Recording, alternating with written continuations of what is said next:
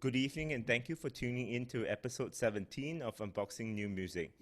My name is Boon Hua, and the concept of this show is to introduce and have a conversation with some of the finest composers and performers based in Singapore and Asia on contemporary music.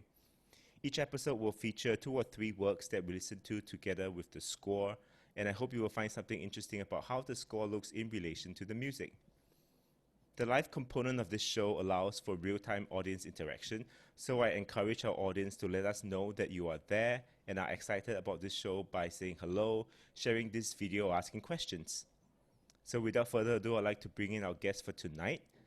He is currently pursuing his DMA in organ performance at the Juilliard School in New York, which is a very selective and competitive program, and completed his bachelor's in music composition at Yong Siew Toh Conservatory of Music, as well as participating in the YST and Peabody Joint Degree Program. So please join me in welcoming Phoon Yu. Hi. Hi.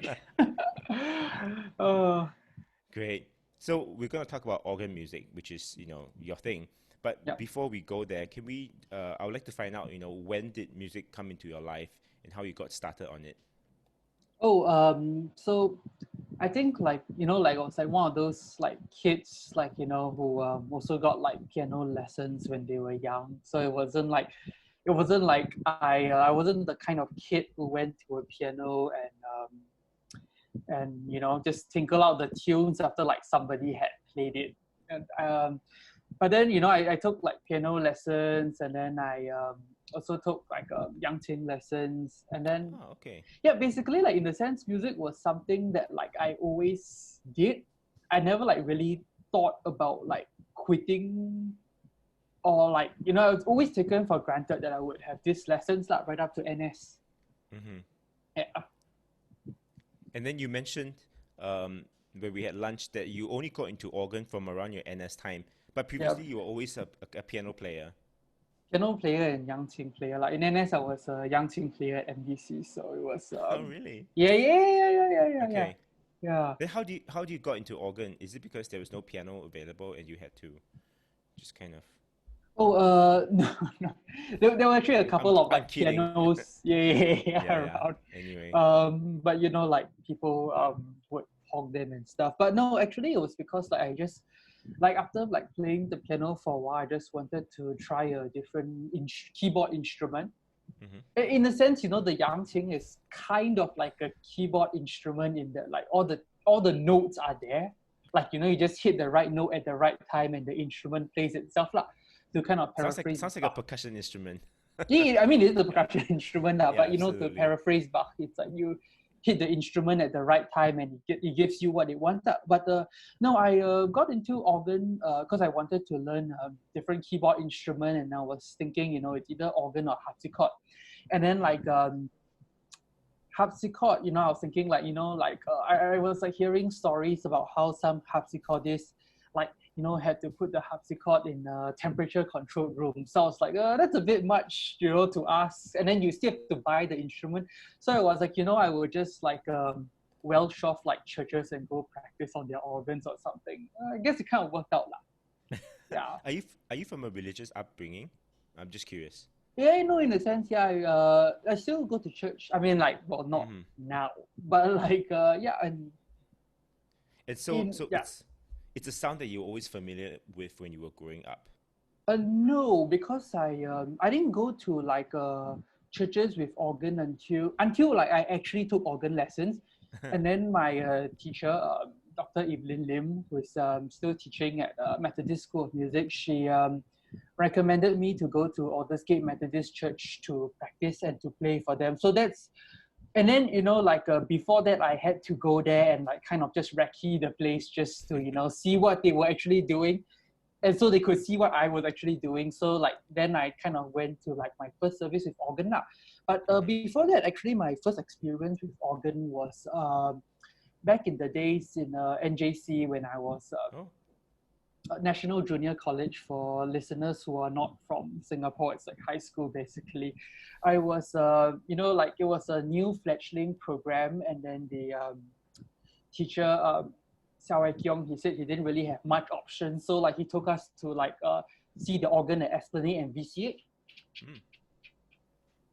And Dr. Lim, she was the curator for, I think, both of them. So I got to try out the organ, and then afterwards, I think I went to an organ concert at the Orchard Road Presbyterian. But yeah, so that was like my first encounter with organ, but it was only much later I decided to actually like play the instrument. But what attracted you? What about the instrument attracted you to it, as compared to the piano or harpsichord? I mean, right. Maintenance part of the harpsichord is yeah, it's tricky. Killer. No, actually, maintaining organs is even worse. Actually, I can imagine. Yeah, because you're maintaining every single pipe of every single stop, and then there's the key action and then the pedal action and stuff. So like, if something fails, it's quite disastrous lah. No, I actually wasn't the instrument per se that got me into learning the instrument. It was like the repertoire, the literature, the music of Bach. So it was like, there was like this great chance to like, learn how to play this like stuff that I would normally not have had the chance to play on a keyboard or a harpsichord, without pedals. So like, yeah, and then, in NS, I was listening to a lot of this like organ music. So it was like, a great chance to play this music, but then it wasn't until much later that I could actually be of the standard to play Bach. Yeah. Because Bach is like one of the hardest things for organists lah. There's always stories about like memory lapses are like the worst with Bach. Wow. Yeah, because it's very complicated. Yeah, surprisingly. I'd just like to take this quick opportunity to say hellos to Chen Wei, Timothy, and Abigail. Oh, hi. Yeah, thanks for saying hi and joining us. Oh, yeah. So just jumping back, so when you were learning the organ, were you thinking about this as a kind of a career choice already at that point? Because NS, like everybody who went through NS, we're all at crossroads. We really don't know what to do with our life. Like after NS, I actually went to NUS to study history for a year before I joined YST. Yeah. I always thought it was a science degree. Sorry? I always thought you went to a science degree. I'm definitely not a science person. Oh, were you an arts person? Yeah, I'm an arts person. Of course I was also, yeah. Yeah. So how did you make the decision? Because, I mean, it is quite a big endeavor. No, to be honest, I was at a crossroads at NS, but not to go into organ because I just started the instrument and then like, actually a lot of people, like after talking to a lot of organists everywhere, it's like, they normally take like 1 or 2 years of lessons, like full-time lessons, and they can kind of audition for like at least some school in some US school for the undergrad lah. Maybe not Juilliard, but other schools it is possible. But for me, I didn't know that was possible, so I didn't think about that. So like for me, the crossroads was really between going to YST and going to FASS up because I had a place in FASS, and I would have studied history if I was in FASS. Yeah, so it's quite interesting. I did enjoy it very much. Mm-hmm. But no, because you were asking about when I decided to make organ like a career, and I would say it wasn't until I like got into like Juilliard or like slightly before, because when I went to Peabody for the masters, I was like, I just do this organ thing and it's free because of the assistantship. So like, I'm not really like having to actually like at least like invest too much money because all the tuition was covered, which is the worst part I think of studying over in the US. So like I was like I'll just like dawdle around, and then like I talked to a couple of people who were from Juilliard, because a lot of Juilliard people do go to Peabody for DME, and then I just asked them how it was like, and I was just floating my options, and then in the end I was like I think I will do organ for career. I guess I'm stuck with the instrument now. Yeah. And how was it with composition for you? Because you are also a composer, and were you composing quite a bit before you went to YST? Not really. Like I would write like ORD pieces for friends, like for a while. Yeah, it was pretty funny. And then like all my arrangements would be like towards the end, like I would have like serious like writer's block because I would like try to outdo myself with all my arrangements. Like I think the whoever was in the string ensemble at that time can tell you about like this arrangement of Feng Yang Hua Gu that I did, that I attached like this long keyboard field.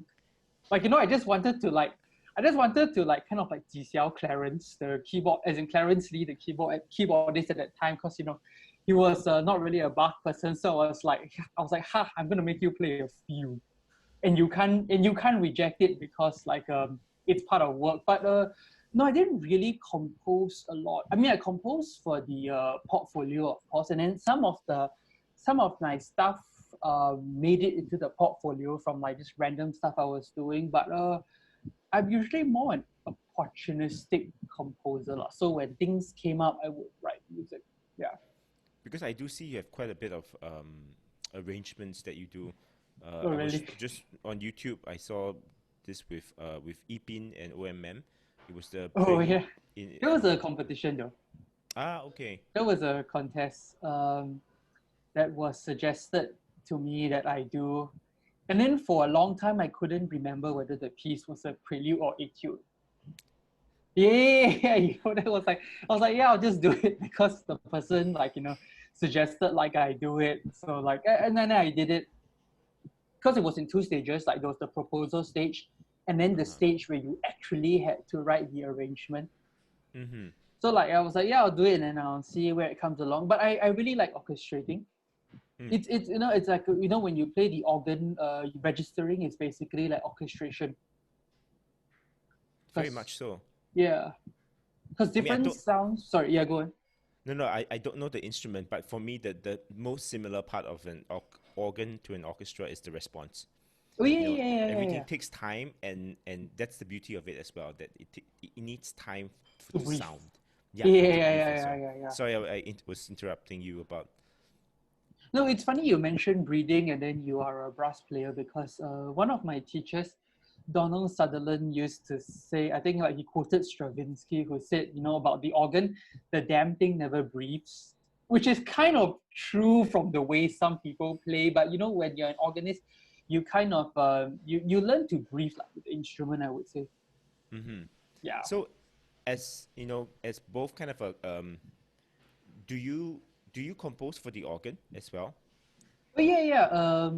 Actually, like in 2017, like I actually not actually even before that, 2015, like VCH, when I got invited for the series for the first time, they asked me to compose a couple of pieces based on like, I think I just composed a couple of pieces or something. So I based it off like Singapore folk tunes. I think one was Singapura, the other one was Linggang Kangkong. I mean, they're like juvenile efforts. And then like in 2017, they also asked for like a couple of works, including one with another instrumentalist. So like I chose trumpet, and then I convinced Wen Rong to get in on the fun. And then for the solo organ piece, because I was premiering Zhangyi's Sixth Angel for the concert, so I thought it would be like a Just hilarious that movement? Yeah, just that movement, the Sixth Angel. Yeah, I thought it would be like a hilarious joke to like use a theme that he wrote for his wife Winnie, you know, and I wrote this piece, Prelude and Fugue on Winnie's theme. So I Oh, that's thought it very was sweet funny. of you. Yeah. He thought it was sweet too. Yeah. Yeah. So I think with that, sorry, please. No, that's it for organ composition. Yeah. Yeah, and that's for yourself, and I actually like to find out more about, you know, kind of your advocacy for new organ music, and I think this kind of segues very nicely into the first piece, which is Jonathan Shin's A Postlude to Bach's Allein, Gott in der Hoch Zaire. Yeah. And you know, when did this, you know, I'm at a loss for words, but this drive to, you know, talk to as many composers and get them to write pieces for you, how did that come about? Because you're a composer yourself too. Oh yeah, the proposal, right? No, like now I'm a pretend composer. like I let the real people do this stuff. Like the guys I commissioned. No, this was the particular project which the Shin piece is part of. Is part of this what I called informally the Clavier Übung project for Voyage, the YST Alumni Festival in 2018. So I was thinking of like contributing something myself, and I was thinking like, hey, look, Bach has these like little like pieces for like organ. Oh, wrong piece. Yeah. Little pieces for Oops. the organ, which he called the third part of the Clavier Übung. So Clavier Übung means like keyboard practice, lah, basically, and it was like stuff that oh, you've got my primer. Yeah, so Yes. it's basically stuff that he was writing for like people to kind of practice their keyboard, except the people he had in mind were probably professionals, because this stuff is like really difficult. Even the stuff without pedals, right? It's just really annoying to play. And yeah, so I was like, yeah, I'll just like play these pieces on YST's little positive organ that doesn't have pedals. And I was like, hey, like it's an alumni festival, and I think the 2018 was the 15th anniversary of YST. Yes, absolutely. Yeah, so I was like, hey, like what's a good way to get freeload off like composers and get them to write free music? And I was like, hey, like, would you like to try this project? And then I shortlisted the composers and asked them, to contribute a piece, and then I picked, like something that was as far-ranging as I could get. So, and then some people that I really wanted to work with, I also like got. I mean, of course, I really wanted to work with all of them, but like some styles that I really wanted that I feel wasn't like represented in like conventional organ literature, like Shaf's piece. I mean, like I don't know of any Malay or Muslim composer at all for the organ. So I was like, hey, here's a chance to get this side out to the larger organ world. So and then for those of you who are like tuning in, I wrote this primer all by myself. It's an incredible document. Yeah, it's okay. So I mean, like I was writing this like in like relative comfort. Like it wasn't like Iron Man saying like I wrote this in a cave with scraps. Like I sat down in Juilliard, and then I managed to interview like ask my teachers and like some friends for their opinion. Wei Boon was very helpful with giving me the details of the organ. Wei Boon is the what's his title?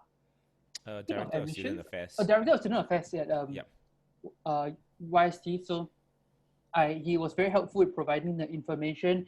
And then I with this primer, because I wasn't like going to brief behind every composer's back, so I like tried to be as specific as possible. And then I had seen how like other composers had commissioned other organists had commissioned composers, and like I was like determined to avoid some of these like pitfalls that I know was definitely going to happen. So I was like, yeah, this, I'm going to be really specific, and like, can you please like just keep this in mind when you play. It's not that I am a very uncreative person. It's just look, I want to bring your music around all over the place, but if you compose it like in like like a way I suggest, like bearing this in mind, it increases the chance of your piece being played out. And also, I guess for most of the composers, it's also their first time working with an organ, right? So it's better to, I guess, for them to err on the safe side for now. I think for all of them, it was the first chance at the organ. Yeah, I think for all of them. And I think what's really, what's for wonderful, several of them, I think was the first time with instruments. I think I can imagine.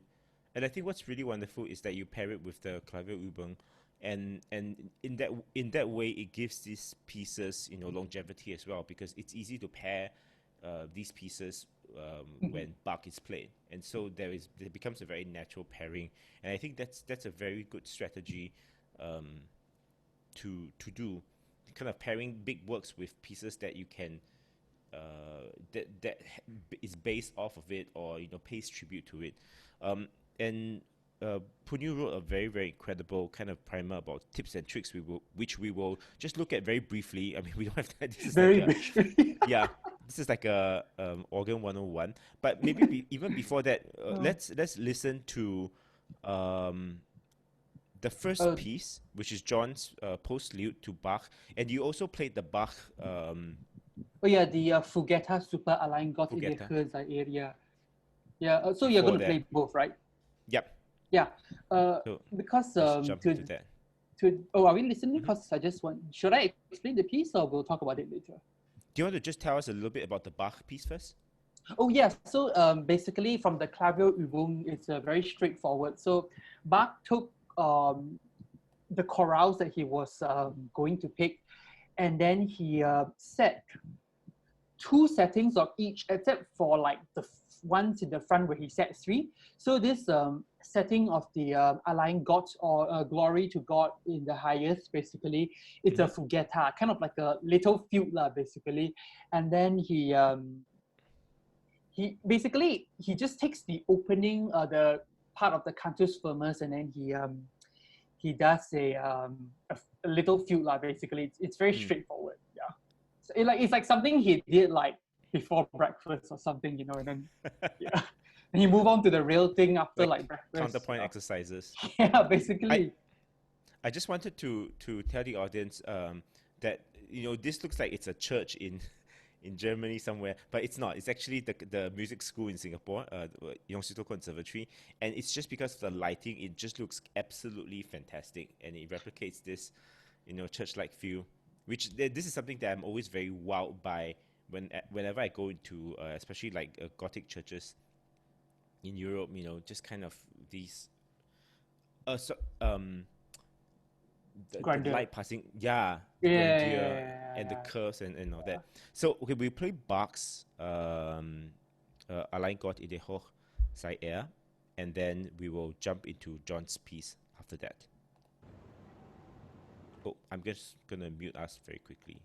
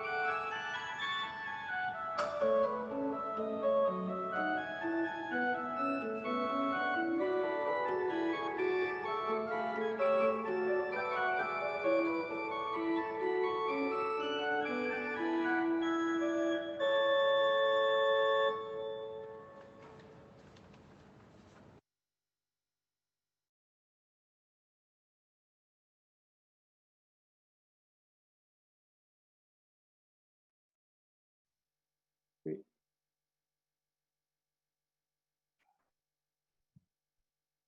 Where? Can you hear me? Oh, you can hear me. Where? Hold on. Yep. Eh? And now okay, now I can with, hear you. Yeah. Yeah, and now we continue with John's Okay. piece. So I think I skipped a little bit.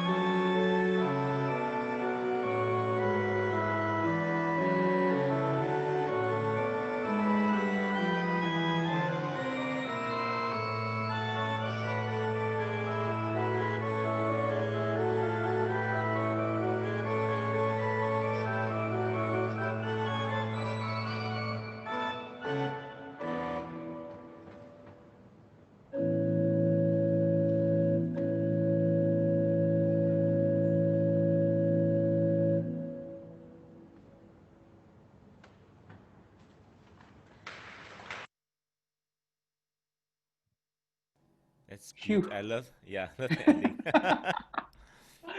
Having the second inside the chord that always works. Such a jazz kind of chord. What I found really interesting was the kind of the registral changes. It takes some time, right, to do that, or is it specific to different organs? The amount of time you need to make those shifts. If you're talking about physically doing the shift yourself, it depends on the organ. With some, I can do it with a button, like at Esplanade, whereas at VCH, I need someone to actually pull out the stop for me. I mean, I can do it myself also, but the stop can be a little unwieldy if you need to do it very fast. So that can take like, I mean, I wouldn't say, I mean, not a second, but it does take a bit of time lah. And then for the actual function of the organ, right, it just depends how fast the mechanism can like quickly shift gears, so to speak. Yeah. So for example, like in maybe measure 22, this part where John adds the Vought Flutter, which is a beautiful color, but if it's added in the middle of the phrase, then so it happens kind of as it's difficult to time it, is it? Well, yeah, I mean, like I was fortunate, like I had assistants, so when they were musicians, so when they just see, they can like coordinate with that kind of. It's basically like coming in like a chamber performance or something. But right, like another entry. Yeah, basically. But how I've been doing it with if I just play by myself is just the timing of the either the timing of the button or I just change manuals. I just jump to another manual to make life a bit easier for me. Depends on what the organ can do. I think at St. Andrew's Cathedral, I think I pushed the button at St. Andrew's Cathedral. Yeah. So it's very possible, but it just depends on the instrument. And for some instruments, it's less possible than other instruments. Harder, yeah. Basically, yeah.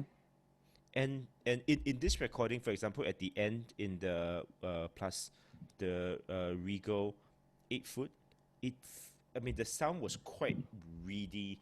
It's only for that positive organ, or is it? Because I was imagining when I saw the music for the first time that it's really rich and powerful. Right? Like I'll rip your face off, right, with the sound or something. Yeah, especially when it adds the bass pedal, it's wonderful. Yeah, I know. Yeah. No, when I did it at St. John the Divine in New York, I made sure it was like awesome, just like melt the audience face off, like the like in the Indiana Jones movie. But no. The Regal is specific to this organ. It's also specific to a lot of continual organs because I've seen it in like other continual organs. What I tend to do for this section, the much slower and grander section, right, when I'm playing it on like a actual pipe organ, is I usually go for a 8-4-2 mixture combination, which in normal people speak means that the sound becomes loud but shiny, so not reedy at all. It's very shiny and polished lah. Just don't tell John that I said that lah. He's actually probably watching this. Whoops.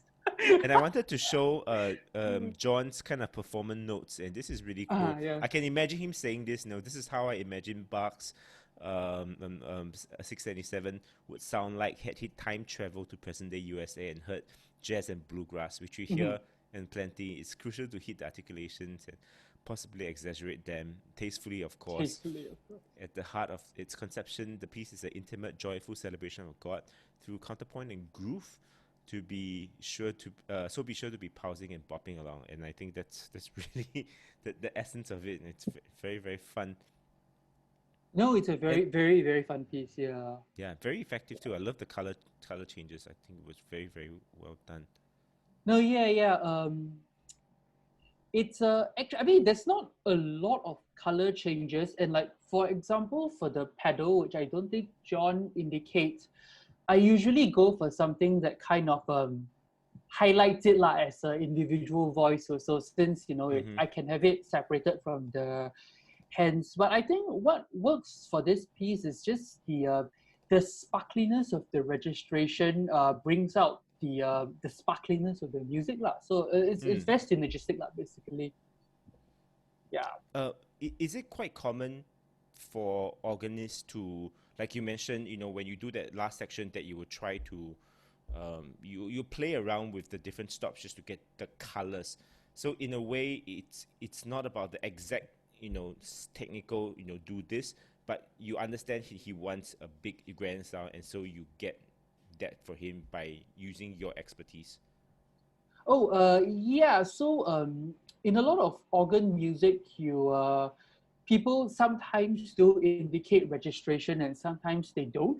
But part of it, I think, is also I take into account the composer's conception, but also like my conception, especially in the church or the hall in question. So one example of this is, which I mean, like, it's going to sound very blasphemous because I'm like talking about tampering with the great J.S. Bach, but I was playing this fugue at Marble Collegiate Church in New York, and it just so happened that there was this trumpet stop.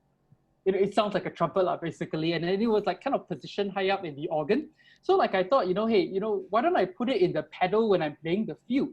So the idea is that while I suffuse all the counterpoint in the heads, suddenly there's this trumpet that cuts straight across to the audience from the top. It's this effects that it's that makes it you can play like the same piece differently on the same organ. Yeah.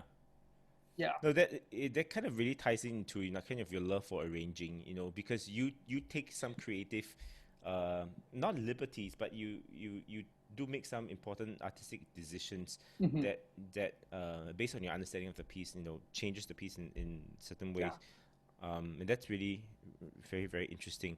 I would like to go back to the primer, if you don't mind, and we just go ahead. want to look at a couple of things you wrote that I thought was really kind of funny. And I mean, it's gold. The lawyer part now. The lawyer part. Yeah. No, sorry. Yeah. Go on. Sorry. But if you're going to write for organ, I mean, to the audience, I mean, if you're going to write for organ, do get this primer from Phoon Yu and take a look at it, because I think he has some very good tips.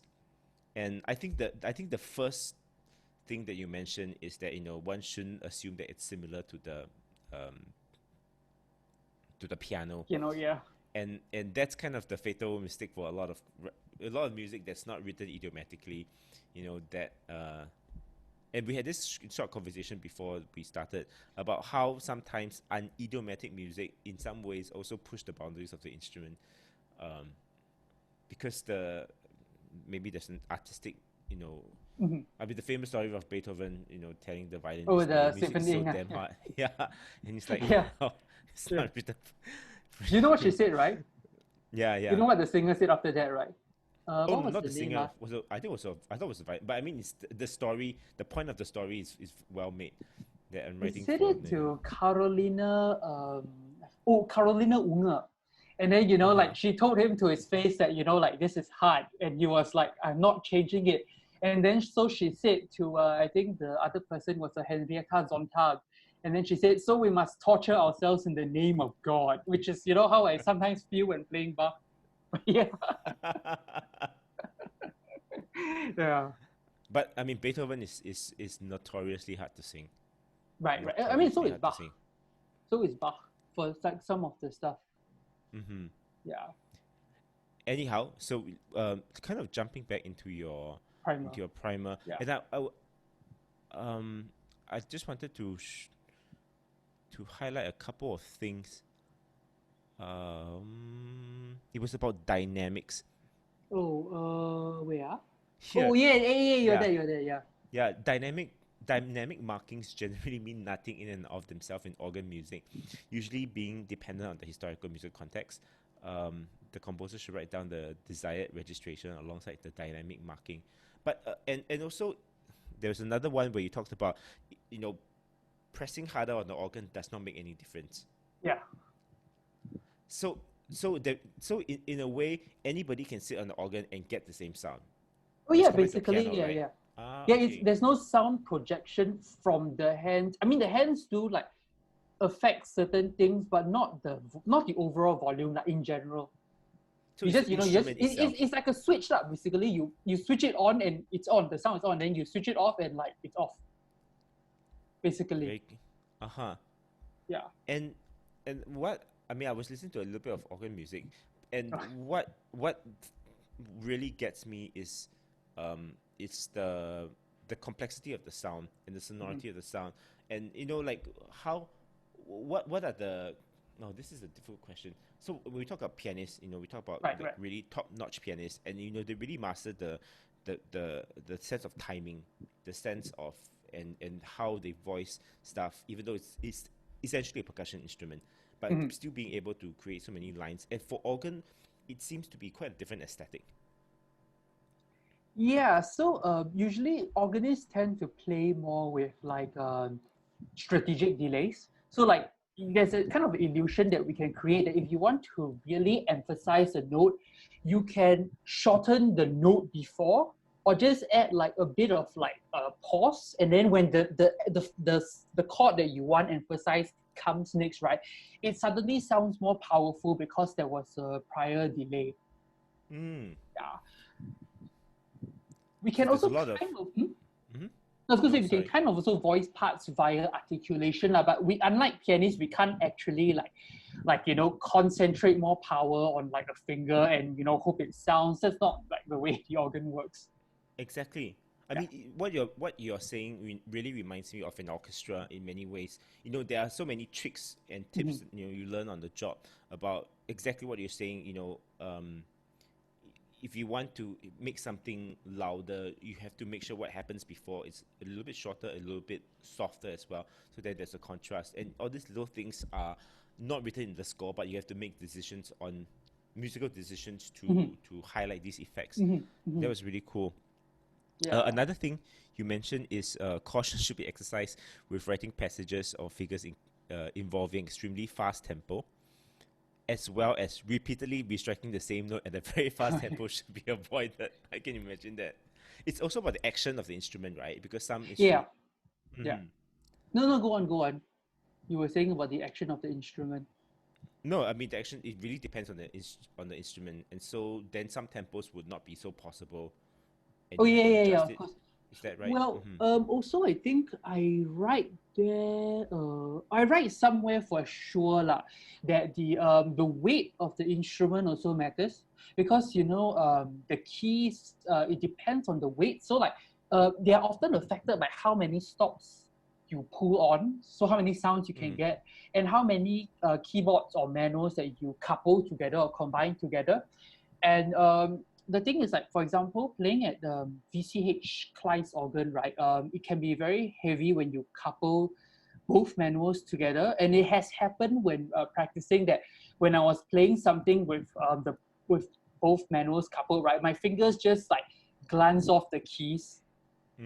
Yeah, like like throwing a rock at a building or something. It's just like there was no strength to depress the key fully. So that's why I say, like, don't ask for really fast tempi, because acoustic is also a factor. Also, of course, fast tempi don't do very well in like really resonant spaces, but also because when it's really heavy, you're just like torturing the organist. I mean, the organist is not going to play that fast anyway. They can't. Yeah. Right, because the weight of the sound. Another question, it just came to my mind, I thought was kind of interesting, is what other kind of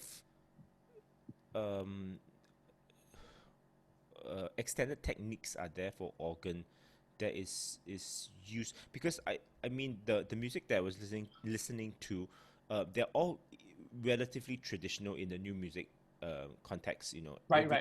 Yeah, it's notes, harmonies, and melodies. What are some of the new techniques that you have encountered? I mean, with piano, obviously, kind of playing in the piano, playing with card, right. Plugging the string. There's so many different ways of making new sounds. How about for the organ? No, yeah, you cannot tamper with the inner workings of the organ, or the church or the hall will kill you. Yeah, it can't be done. Right, so don't tell the composers listening to this, but what I have seen before is like if the organ is a tracker action organ, so that means the action is mechanical, you can depress the key slowly. And because when you depress the key really slowly, you're not opening the pipe fully. So the sound that is produced is very different. It kind of goes from like a whistle to the a whistle to like the actual note lah. So that's what some people are experimenting with, kind of fiddling with the sound that is in between not depressing the key and fully depressing the key. It's very unpredictable, which is why I don't suggest doing it. And also, it doesn't work when the action is electronic. So like when it's just like when pressing the key is just a question of sending a signal to the pipe to make it sound, which is the case in a Juilliard. As in the organ in Juilliard, you cannot really pull this off.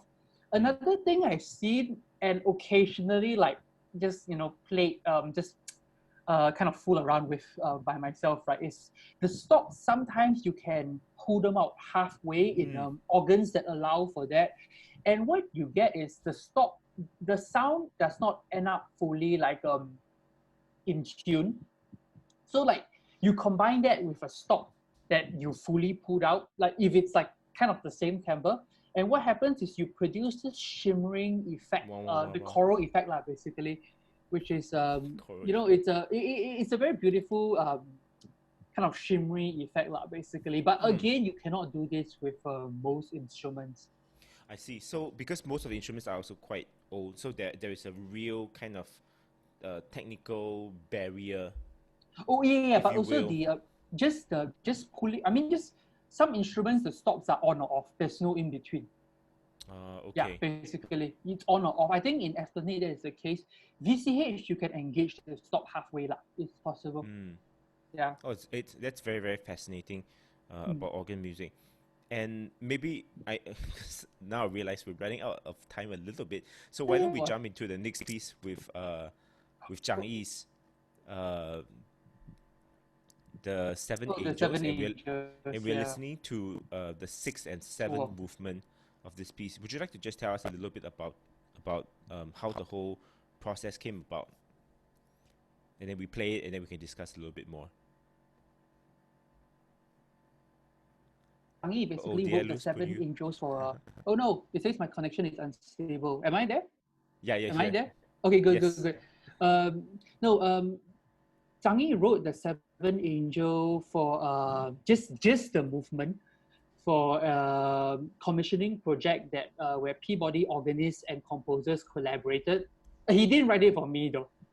I did both parts of that project, so I wrote for myself. But he wrote it for someone, and I thought it was a very interesting piece. So I think I played it the next, 2 years afterwards when I was actually in Peabody for master's organ. And then I was like, hey, why don't you complete the whole project? And he was like, okay, get down to it. And then, the sixth angel he wrote for the VCH concert in 2017, which I premiered the piece. And then, there was this really long hiatus. And then I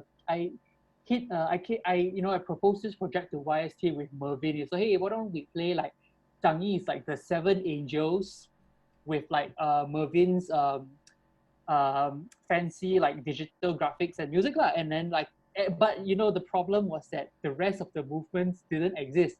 So I was like, hey, Zhangyi, here's an opportunity, write the music. And that's how like the movements all came about. And it's very rewarding to play the whole. And I have played a lot of the movements several times in the US. Fantastic. Yeah. Now, that's really wonderful that you're a real advocate of the music you commission and you bring them around. But anyway, deadlines are always great. Yes, it's true. Make things happen. So let's listen to the sixth angel, and after that the seventh angel. And what was really interesting between these two movements is one was written quite early and one was written rather recently. And so we can hear. So make them guess, right? Oh wait, no, they know the answer already. Yeah. Okay, here it is. This is the sixth angel.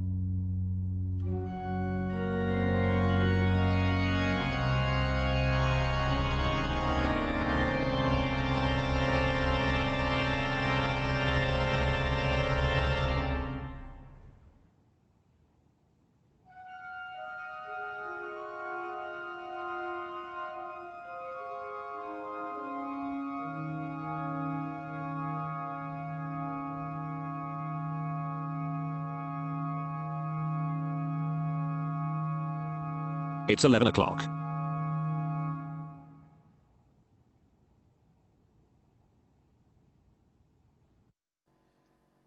Are we back? I'm so sorry for all the Oh, disturbances that's okay. from YouTube, from my computer, and all that. My God, this is. Oh, but it's so beautiful. My gosh.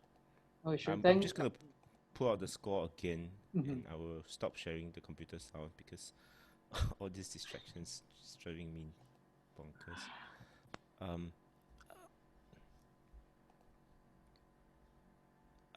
Yeah, I was when I was listening to the sixth movement, I was like, with the low E's in the pedal, there's no way you can get more articulation, right? Because the sound needs time for it to grow, and so it's always wah wah. Oh yeah, that's true. But a part of it is also the registration, I think. I mean, like I think the point of this motif kind of evokes like a river, which Zhangyi wrote about earlier on. Wait, the next, sorry, can you turn the page, please? Oh, Turn the before? page. No, the next page. Okay. Okay. Like At the here, Great you River. can see like yeah, the Great River Euphrates. So it's like very murky lah. So I think I did like very bassy pedal stops, and then I connected the hands were also very like bassy in terms of registration. So like that very murky effect is like intentional lah. I would say. Yeah. Yeah. Yeah. And I mean, with these two movements, it's quite different in so many ways. I feel like in the sixth movement, he was really going outside his, and really Comfort going zone. for like, Right. yeah, Right. going for like the sharp dissonances and kind of clusters. Whereas in the seventh movement, it's much more harmonies that lay well on the instrument, I guess. But then it for me, if it doesn't, it transcends harmony. It becomes colors. It become like streaks of colors that happen, and it's really quite beautiful. I mean, some of it might be the subject matter, like the sixth angel that's talked about in the Book of Revelation. It's like if you read the text, which is I think a bit hard for the listeners to read, but it's basically like this angel blows the trumpet, and then armies of like all kinds of like nonsense come out and stuff. I even said in a church, like playing this playing this in the recital, I said, yeah, the sixth angel is not like that monument you have over there. It's like a badass angel. And then like my friend said, like 10 people laughed and 3 people gasped. Whereas the seventh angel is more the concluding of the trumpets. I think the words from the Bible is the angel blew his trumpet and everyone fell down and worshipped God. So it kind of like it's enough of this like all this like terrible stuff that happens the previous chapters of Revelation. So it's a more ethereal kind of effect, like you said, but it's also very kind of calm, because at that point it's all the at least a lot of bad stuff is gone. I think there's still some more bad stuff coming up if I remember, but yeah. So it's quite programmatic in the way Quite, it's yeah, it's composed. very programmatic. Yeah, Very programmatic. Yeah. Right. Yeah. But he doesn't put a lot of registration, so that is left to you. No, no, it's true. It's true.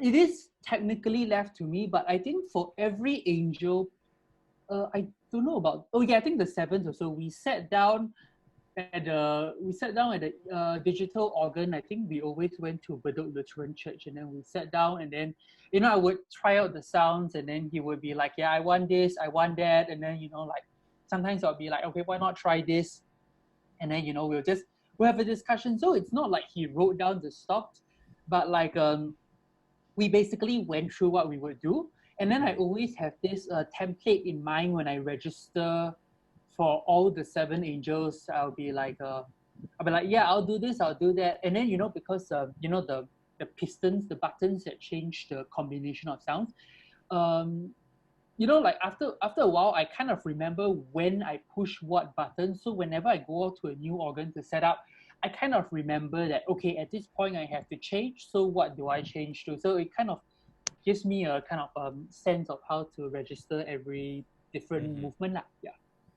I think you touched on a great point about how, because you're working quite closely with Zhangyi in the creation of this piece in terms of, adding your input with what kind of sounds. Mhm. I mean, he writes the notes, the harmonies and all that, and you give him, you orchestrated it basically for him. Yeah, basically, yeah. Yeah. Yeah. That's very cool. And really, really incredible how colorful the instrument is, how much possibilities there are, and how much each performance is different, even with the same register, because the instrument is different. Oh yes, I mean it depends on the instrument also. I mean And the I would space, of course. the space is very important also, but the instrument thing is also very important. Like for example, the instrument that I played these pieces on, the recordings that we just heard, it was in this place called St. David's Episcopal Church in Baltimore. And the instrument I think had 3 keyboards and a bunch of like all the stops associated with having like 3 keyboards and a pedal board lah. But when I premiered this at VCH, it was just 2 keyboards. And then also a lot of the sound changes I could do myself for this recording, but at VCH I had to rely on someone else to do it. So there's a lot of limitation in sound changing and stuff. So I think at the VCH premiere, I had to pause for I think a second or two to change, and then I think Zhangyi mentioned that it was a bit too much of a pause, which I agree. But it's these things, when you work with instruments, which I imagine that when you work with different I guess instruments and stuff, you just have to adapt lah and make the best Yeah. of the situation. Yeah. There's only so fast a tuba mute change can be, No, it's true. Yeah, it's the same thing, right? Yeah. Yeah. It's like how many Yeah. buttons do I have? Like I think for this one, I think I had like 6 or 7 buttons to play with, which is not a lot for this piece. So, whereas like I think Juilliard, I had like 10 or 15. I can't remember. It's been a while. Yeah, so it varies. And the more options I have, the more colors I can do with the instrument, lah, basically. Mm-hmm. Yeah. And I was at the performance when you did this piece in YST. Right. With Mervin's visuals, and it was just so beautiful and so well thought out. And and then now I can see why all the great organists, they're always so fascinated about colors. Now Messiaen, of course, Right. Yeah. And yeah, it's that gave me a lot of understanding about music that I love from understanding about the organ, and that's really, really incredible. Yeah. Great, and really a huge thank you for really advocating for the instrument, and advocating for your friends, composer friends, to write for you. And this is something that when I was a trombone major, this is something that they were also saying, because again the trombone doesn't have a huge repertoire of we just don't have it. Yeah. No, I mean, the earliest we have is Ferdinand David, which is the concert master of Mendelssohn in Leipzig. Oh, okay, that's not too bad. Yeah, Yeah. it's not too bad, but really, Mendelssohn could have written something. But Right. the point is, there was a lot of push for us to commission people. And I remember when I was a student, I was like, I why? Because there's already so much repertoire that I'm learning. Yeah. I didn't see how important it was. And you are absolutely great in advocating, commissioning, and then playing these pieces around the world. And that's a real something to be applauded. Yeah, I mean, like, to be sure, I think like most of the people I play, I mean, they tend to be Singaporeans, and I think it's very important, I think, for Singaporeans to hear their music on the organ, but also for the organ world to hear the music of Singaporeans. So basically, with this, I'm killing 2 birds with 1 stone, lah. Yeah. Absolutely. Yeah. Wonderful. So I guess we are nearing the end of the show. Oh no. And I'm wondering what interesting projects you have upcoming. So I'm this Saturday I have to record for this concert series called Beautiful Sunday that Allein hosts. They're doing they're changing the focus of the series. So one of the projects will be organ solo lah. So I will be the organist, and then I'll play the trumpet piece that I played with Wen Rong that I did in 2017. So I think for that one is a 25-minute recital plus an interview of sorts. Super. And When then would that be coming out? I don't know. I think they said somewhere in the time of September. I think it's on Okay. Estimate Backstage, the Yep. digital publication they have lah. And then I also am going to do something with Mervin. We're going to take the project you talked about, the Seven Seven Angels. Angels. We're going to take that and Mervin's things and do an online version of it lah. So also, Super. yeah, like so people can watch the thing, but they can also take out snippets of it in a virtual exhibition. So me and Mervin and Zhangyi, we plan to do that. And then not organ related, but I also did some arrangements for Sport Pocket Opera. You know Sport Pocket Opera? Yeah, so like Yeah. I did some arrangements for them, and the first one's also coming out on 8 August. So I don't think I can watch the premiere because I'll probably be at Esplanade. But like I do encourage people to watch it though. It's been fabulous working with them, and the arrangements were fabulous to do. It's organ registration but on an instrumental scale. Fantastic. Yeah. Busy man. I try. I think you're That's busier. Yeah. we're all trying to do what we can in Yeah. these, Mhm. unusual times. But thank Yeah. you so much for joining us, and also thank you for the audience for joining in and listening. I've missed out quite a bit of the comments from the beginning, and I'd just like to say a quick hello to people who dropped by: Pauline, Oh, hi, Chen Pauline. Jin, Chen Jin. Emily, Hi, Jin Emily. Lin, and Jonathan Oh. said he didn't hear what you what you said earlier.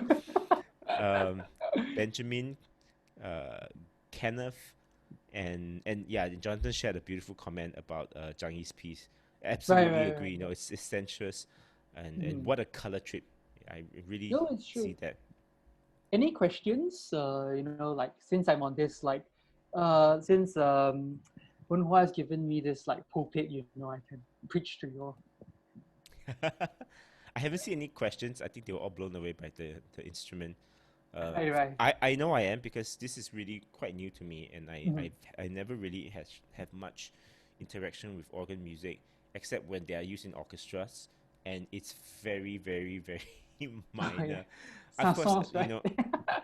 Sansons. I've never done or assisted that piece, but I've assisted in Salome, and the organ Oh, comes in for like, I don't know, the last 20 minutes of the opera, and they play the organ plays like maybe 5 minutes of that, and so it's a lot of right. counting and just trying to make sure now you come in.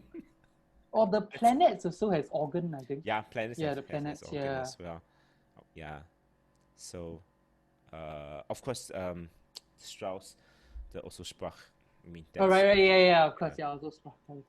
So it's really fascinating to learn so much about the instrument. Mm-hmm. And and hello to Sabrina as well. Oh, Jonathan, your hello. vocab is always on point. Beautiful.